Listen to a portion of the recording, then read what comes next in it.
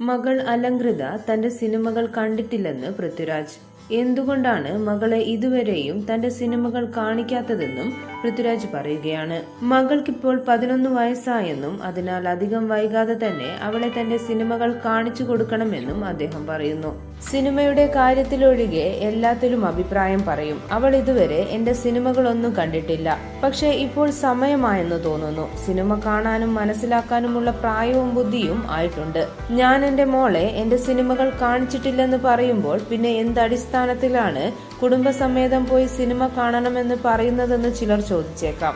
ഒന്നാലോചിച്ചാൽ മനസ്സിലാക്കാവുന്നതേ ഉള്ളൂ. പൃഥ്വിരാജ് പറയുന്നു, അവൾ കൊച്ചുകുട്ടിയല്ലേ, എന്റെ അച്ഛൻ അഭിനയിക്കുകയാണ് എന്ന തിരിച്ചറിയാനുള്ള വിവേചന ബുദ്ധി ആകട്ടെ എന്ന് കരുതി. കാരണം ഞാൻ ചെയ്യുന്ന കൂടുതലും സിനിമകൾ കുറച്ചുകൂടെ മെച്ചേർഡ് തീരുമാനങ്ങൾ കൈകാര്യം ചെയ്യുന്ന സിനിമകൾ ആയതിനാലാണ്. അതിനാൽ ഇത് അച്ഛൻ അഭിനയിക്കുകയാണെന്നും ഇതെന്റെ അച്ഛൻ അല്ല എന്ന് വേർതിരിച്ചു കാണാൻ സാധിക്കുന്ന പ്രായത്തിലെത്തട്ടെ എന്ന് കരുതി. എന്റെ എല്ലാ സിനിമകളും അവൾ കാണണമെന്നും നല്ലത് കണ്ട് അഭിനന്ദിക്കാനും മോശം സിനിമകൾ കണ്ട് കളിയാക്കാനും അവൾ ഉണ്ടാകണമെന്നും ആഗ്രഹിക്കുന്ന ആളാണ് ഞാൻ. ഇപ്പോൾ 11 വയസ്സായി.